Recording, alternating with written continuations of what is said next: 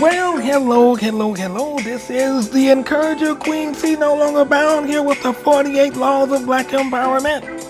And we are here right now with law number 34. Guys, may we embrace positive language for a change? Let's talk about it. All right. Guys, I've never felt comfortable using the N word because I know what it meant.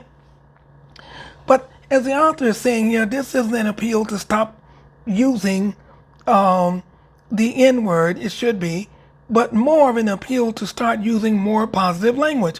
Why is it necessary for us to encourage calling each other beasts and gorillas and apes and goons and savages? These are the same derogatory terms that we get upset about when they're said about us by people that don't look like us. It's a cop-out to say that we're claiming those words and turning them around, when in reality, they're dictating the next thing we call ourselves.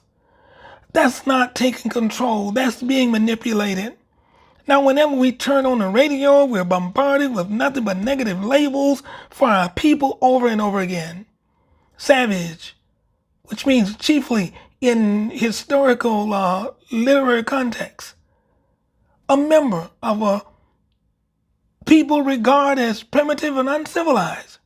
Our people were far from savages, and I doubt anyone's mother born before the year 2000 would probably proclaim that they raised their children to think of themselves as savages. And yet here we are as a people. We're brothers and sisters, kings and queens, and much more than that. We need to start replacing all of our negative language with positive terms that don't empower the police to murder us because they look at us as savages. We can turn on the news any given day and we see our people called thugs, even when we're victims. The white media calls our women welfare queens and nappy-headed hoes, and we still turn around and do it to each other. We need to give more thought to the words we say and how we want our people to feel about themselves based on the words that come out of the mouth. The Bible says in Proverbs 18:21, and this is not the author, death and life is in the power of the tongue. I got a quote here real quick. Always bear in mind that my mission is to leave behind me the kind of impression that will make it easier for those who follow. Marian Anderson. Thank you, Marian. Guys, we got to change our language. This is the Encourager.